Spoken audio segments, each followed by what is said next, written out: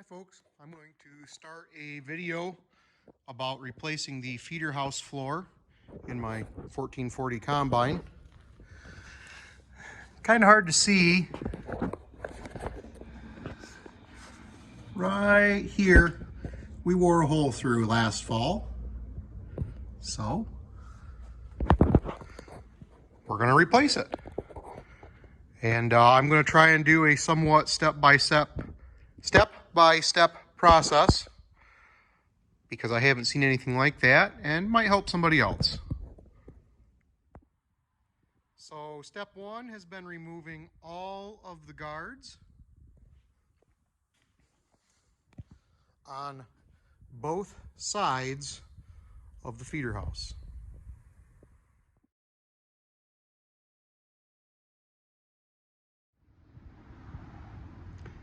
As you can see, I have removed the faceplate and the rock drum and the feeder house chain, giving me full access to the feeder house floor.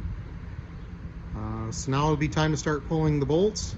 Of note of caution, the hydraulic lift arms share bolts with the feeder house floor. So we'll have to remove that very carefully here shortly.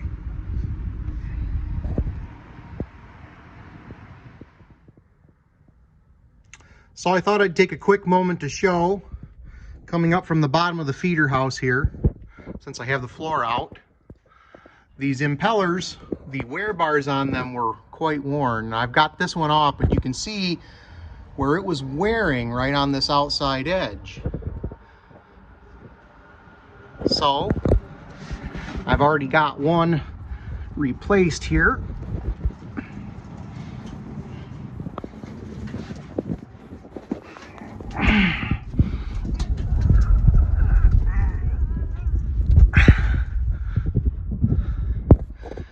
You can see where it extends past, and there's actually now it extends past the edge of the elephant ear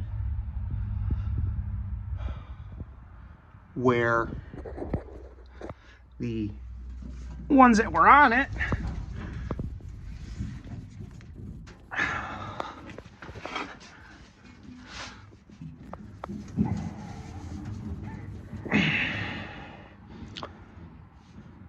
this is the point they're worn down to. See, the very outside edge is actually worn down to rubbing on the ear itself, not the wear bar.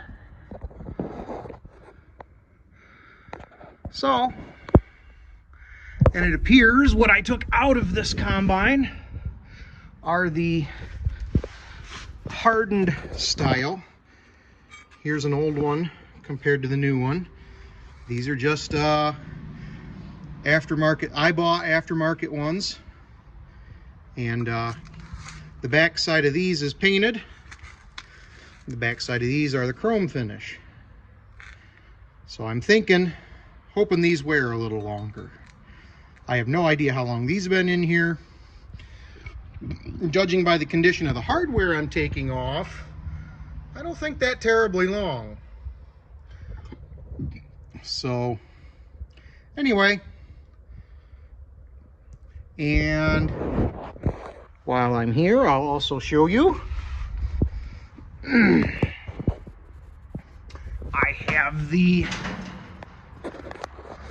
poly stripper plates installed because my steel ones were worn out, and I have the roller kit installed. I did have to modify the length of the shaft. The one that came with my kit was considerably too long, probably for a 1480 sized combine. So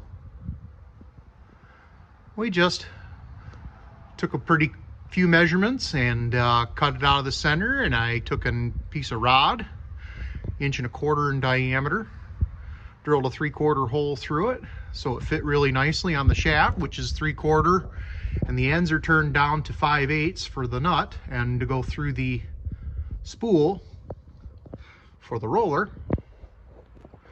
And as you see, I tack welded it together, set it up in place, it fit nice, and we welded it. So there's your quick update.